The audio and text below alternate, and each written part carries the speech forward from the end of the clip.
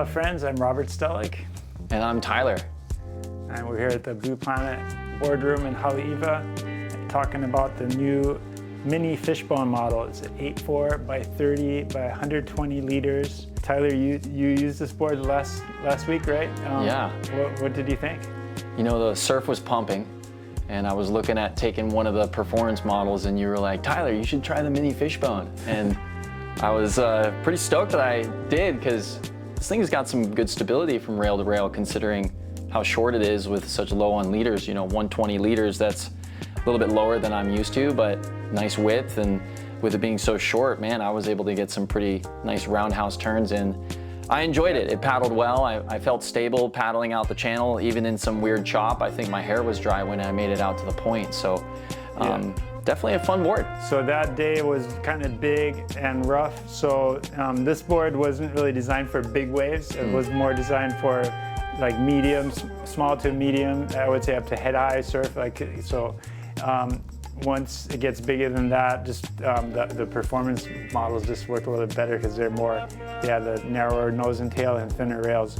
So this one here has a little bit fuller rails, so it has like more volume, more meat in the rails, and then also the wider nose and tail give it more stability. Basically, it carries the volume further to the nose and tail of the board.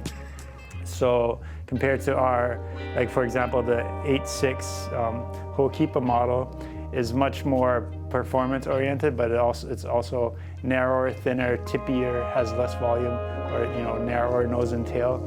So this one really feels quite stable, even for someone my size. I'm 195 and 120 liters. It still feels nice and stable. And yeah, like you said, once you get on the wave with it, you can really swing it around. It turns very nice. It has quite a bit of rocker, so that helps it with the turning ability too. Yeah, it was a fun grovel style.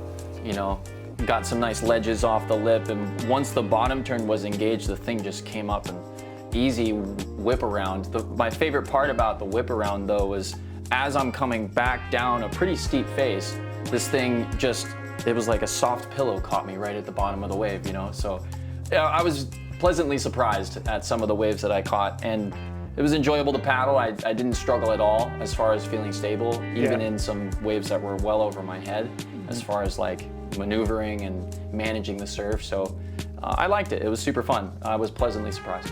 So another nice feature that makes the board feel real stable is the flat deck. So you have a nice level standing area, and the deck pad is super grippy up here in the standing area, and it has like different textures as you move back on the board, and that kind of helps you find your right foot placement. And then of course, when you really want to crank a turn, you want to get your back foot back here where you have that arch pad, and then also the tail kicker. So if you get your foot all the way back there, it really allows you to swivel that board off the tail. I'm curious, you had the original fishbone and also the big fishbone were the first two fishbones that you released. Yeah. And this board was an expansion series. Can you tell me a little bit about why you decided to go with an extra 3 expansion boards for the fishbone? Yeah, that's a great question. So, we have the higher performance boards that are like thinner, pulled in nose and tail. Just a lot of people wanted something that's a little bit more user-friendly, a little bit easier to balance on, a little bit more suited for smaller waves too. So that's what we made these boards for. So we made the nose and tail a little bit wider, so that gives it more stability and makes it a little bit easier to catch smaller waves too. Yeah. And then we added a swallowtail. The fishbone and the big fishbone have like a rounded pintail, still a fairly wide tail, but by giving it a swallowtail, it makes the tail a little bit wider, easier to catch smaller waves, but you still get a little bit of that grab of it's a little bit like having half of a pintail in the back. And then of course you got 5 fin boxes, so you got lots of options. You can use it as a quad fin setup or thruster, or even single fin if you wanted to. And then the bottom shape has quite a bit of rocker, so it's a rocker to make it nice and easy to turn. Even in smaller ways, you can really get it into the pocket. It's got a little bit more of a concave in the nose, so it kind of leads the water under the board. And then this middle is fairly flat, So that I find that a flat bottom just allows the board to kind of go from rail to rail, from turn to turn, easier than a board that has like a channel or double concaves and stuff in the middle. I find that it feels a little bit like you're on tracks. So the flat bottom in the middle, and then it goes into a V in the tail, slightly double concave V, and that V just allows the board to go from one rail to the other kind of real smoothly and easily. But yeah, so what were your impressions? My first impression was hopping on the river. First impression was, whoa, I'm stable.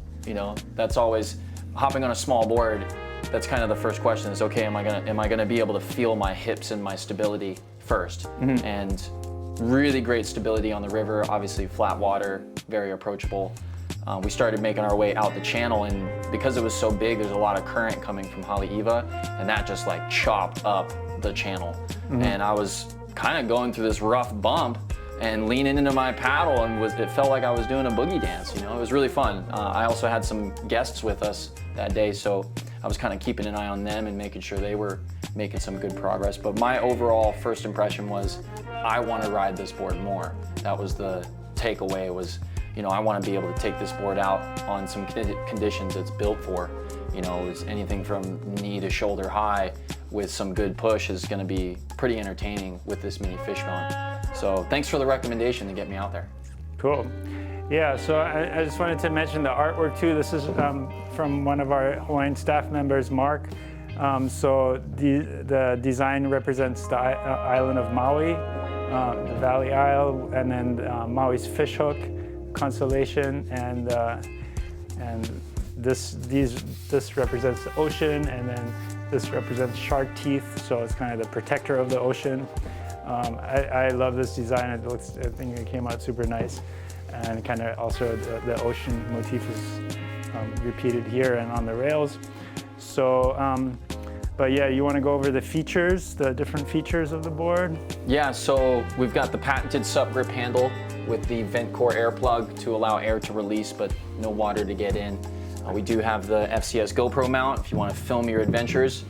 The new EVA kick pad that you got is nice. It's got a heel arch and a nice kick pad, making sure that your foot stays locked in. 5 fin slots with a 10-inch US center fin box, plus your 2 trailers and your 2 side bites. Also the full carbon fiber. This one is a full carbon fiber nose to tail in a sandwich construction with the high density foam. So this board's super light, really durable, would also have a good resale value in the future if you ever wanted to let it go, which is unlikely. There is also an epoxy version too, so it comes with fiberglass and epoxy rather than your carbon fiber. Love it. Great construction, Vietnam with the new factory. You must be stoked. Yeah, the new factory has been, just the quality is excellent. The weight to strength ratio is really amazing. So whether it's carbon or epoxy, they both have very good weight to strength ratio, just with that high density foam that's wrapped all the way around the board. It has a really durable outer shell, and it's very lightweight. So the weight to strength ratio I find is just amazing. Really nice quality, real nice finish. Has 2 leash plugs. All the inserts are installed into high density foam cartridges. So, it's just a really good, durable construction. Much more advanced construction than anybody can do, and like regular shapers, they can't do this kind of construction. It's very advanced, molded, heat molded construction. So very cool construction, and so fresh off the press too. Yeah, so these are brand new boards. We just got them in. First series. So go ahead and check them out. And come get yours. These boards are available at both of our retail shops on Oahu. Got the North Shore retail shop right next to the Rainbow Bridge. Also the town shop, which is near the Aloha Shopping Center on Kona Street. And we also sell these boards online. Any specials with ordering one online? Yeah, so when you buy a board on our website, blueplanetsurf.com, you get free shipping included, right? The price includes free air cargo shipping to the nearest airport, so anywhere in the US. So any major airport in the US, we'll ship it to you. Gets there usually within a week or less, and ready to go on the water. If you wanted to try this board, it's available for rent at Blue Planet Adventure on the North Shore. $75, 2 hours, $99 for the day. Got the surf ocean right here. No better way to try it out and then take it home. Yeah, so and then if you're demoing the boards, you can try out different models too, like so you can see which size works best for you. I always recommend try before you buy, you know, do that first, and then the demo fee is fully refundable, so we give you a credit towards the purchase if you end up buying one.